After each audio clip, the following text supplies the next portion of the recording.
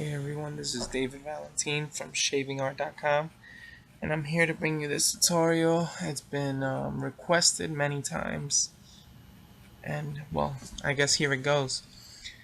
Well, to do a high and tight half fade, what you have to do is you gotta have your clippers on the open position.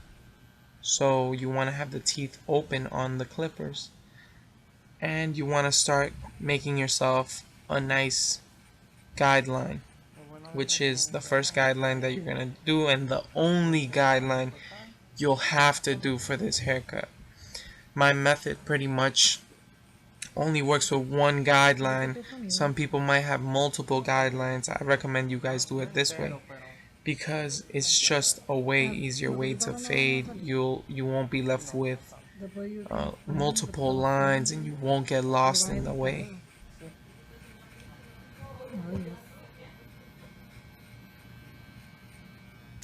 If you guys are interested in seeing any of my work or any of the other haircuts and all the crazy designs I do, don't be afraid to follow me on Instagram at the best barber, all one word. Este es el paso número 1, ¿verdad?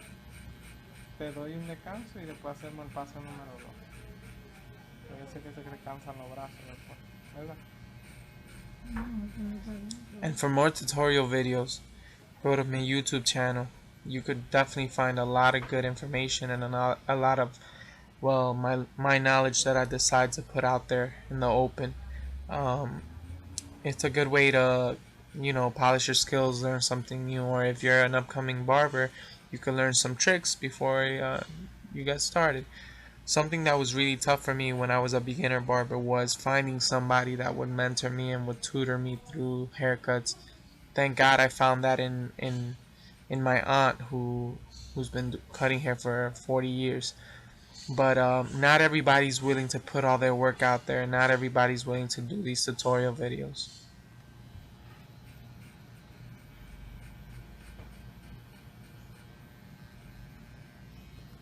Ya, dale botoncito otra vez. Now for our second step, we're going to take the 1.5 clip open, and what we're going to do is we're going to cut the hair skimming towards the top, making more or less of a blend with the top of the hair. So what you want to do is you want to go up 1.5 inches on the hair. Right now all we're doing is setting up to blend out the line. So you want to go 1.5 inches with the 1.5 clip. Lo bueno es que no hay música puesta, porque si hubiera música, después no me dejan ganar dinero por el video. Porque algunas veces esa música son de artistas, ¿sabes? Y esos artistas no pueden, tú tienes que tener permiso de ellos para poner su música en tu video. Sí. If at any time you feel like this video is actually worth anything and you actually like this video, go right ahead and give me a thumbs up. Share the video. I'd appreciate it very much. Thank you.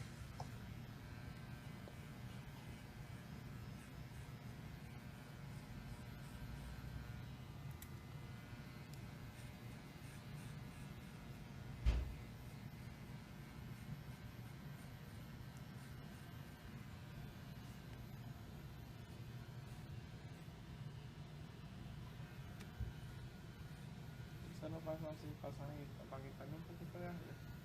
La demarcación. Un poco. No, no de arriba. Pero suave, no se la meto a la cabeza, sino le hago así. Tú. Que es un poquito difícil. Que no se te vaya la mano. No, si tú te entrenas la mano, no. Ya, la puedes pausar. Now for our third step, we're going to take the 1.5 clip and we're going to close the guard. And what we're going to do is we're going to hit it in between the line and a little over 3/4 of the 1.5 inch we just finished doing. So the distance would be 3/4 of the way to the top of the head. So what you were trying to do now is just blend out the line little by little. You want to give yourself room to play around and space to blend. Um, what you want to do is be really light-handed. If you feel like you want to press a little harder, you can. Definitely use different techniques. Hit it in different angles. I usually just hit it in the way that the hair stream is growing and things like that. So just play around and you'll get the niche for it.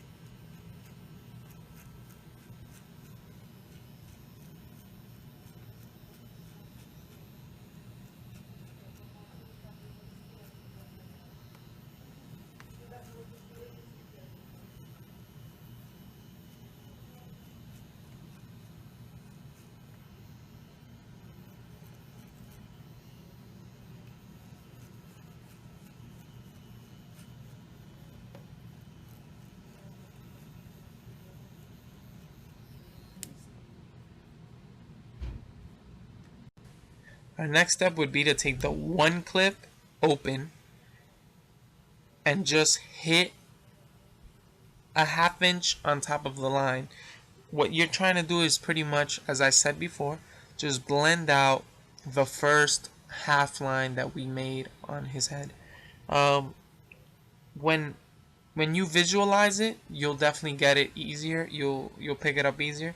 But don't be afraid to just be a little light-handed. Also, don't press too hard. You don't want to make any extra lines, which is what the goal here is, to pretty much Pero yo lo taper it hago así and para blend it no in as laminar, perfectly as possible. porque yo no quiero dejar rayita. Mira, molino.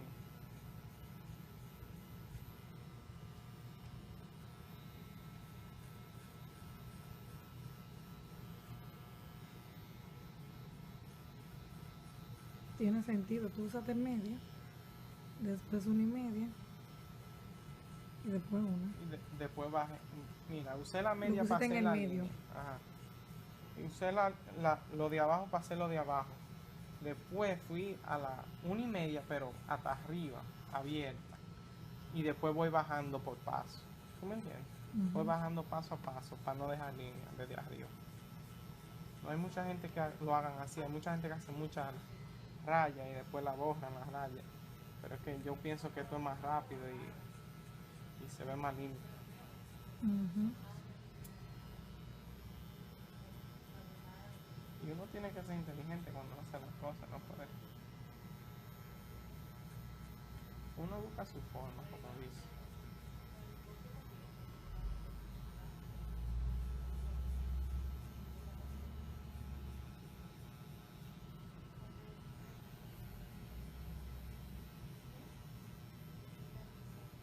Y yo solamente le estoy dando esta, es para prepararla para la que sigue, que es la una.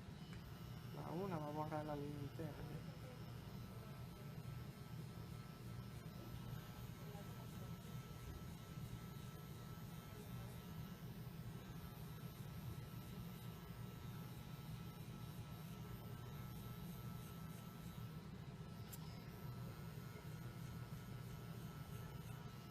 Ya, la puedes parar. Our last and final step with the clippers is to bring the clippers down to closed with the one clip. What you want to do is finally erase out the half line that you had left on the head. As you can see, the line is pretty much just getting erased. There's no more line, just a nice even blend.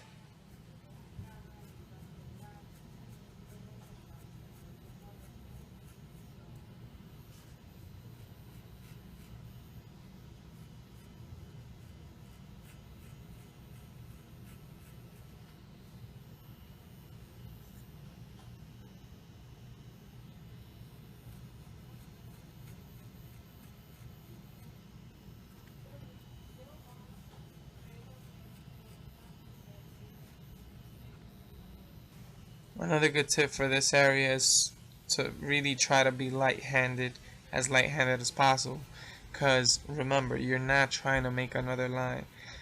The the least lines you have, the better it is, because you won't have to go back and double check your work. Everything gets done 1, 2, 3. You don't want to make higher lines because then it's a higher fade than you actually want it to be. Some clients actually really like really high fades, others don't. So it's all also your client's preference. I know this client in particular likes it really really high, a really high fade. But I try to definitely like control my urges to go higher on his fade, even though he might like that. But what I like to do also is definitely put in my hand into the work and put some scissor game in there because I just think it just turns out a lot better.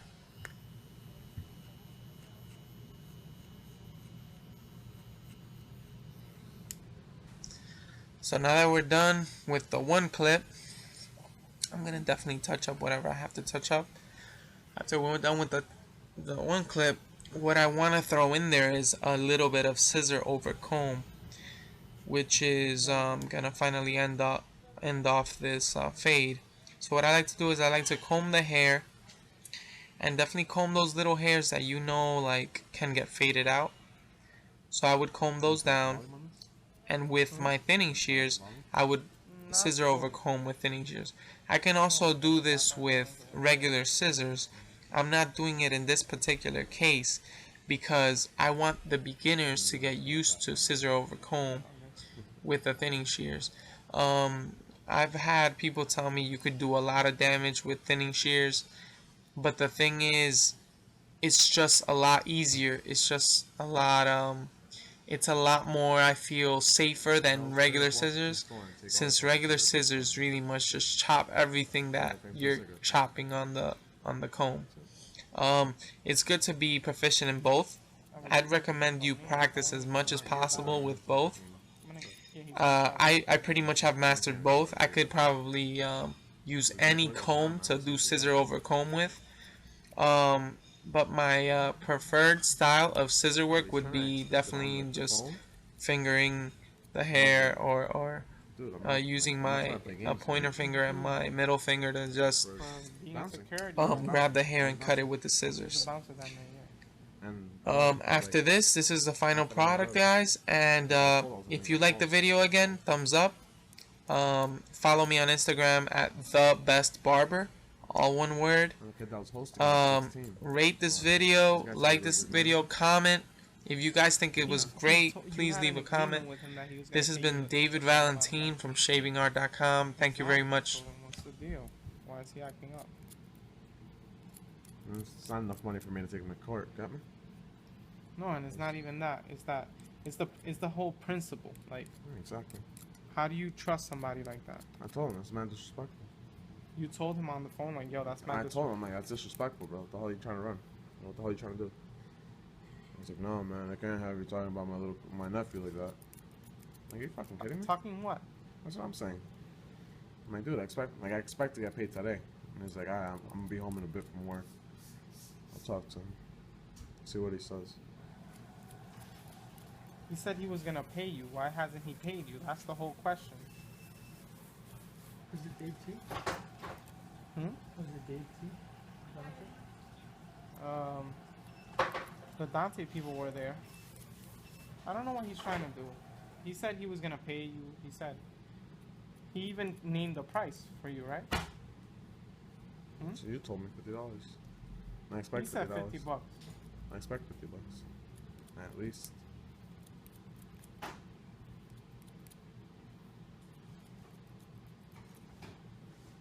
I don't get why though. Why is he acting like this? I'm gonna talk to him about that. You should just talk to his dad. Don't even talk to his uncle. Go up to his dad. Where's his dad? His dad came by here the other day. He's usually at Dante's most of the time. His dad came through here the other day. He's like, did my son take care of your brother? And then I said, no, he hasn't paid him yet. He said, really? He hasn't paid him yet? And then he left. But, yo, if I were you, just talk to his dad. Let his dad I know. don't even know who his dad is. I know who his dad is. He lives in the same house he does. You get what I mean?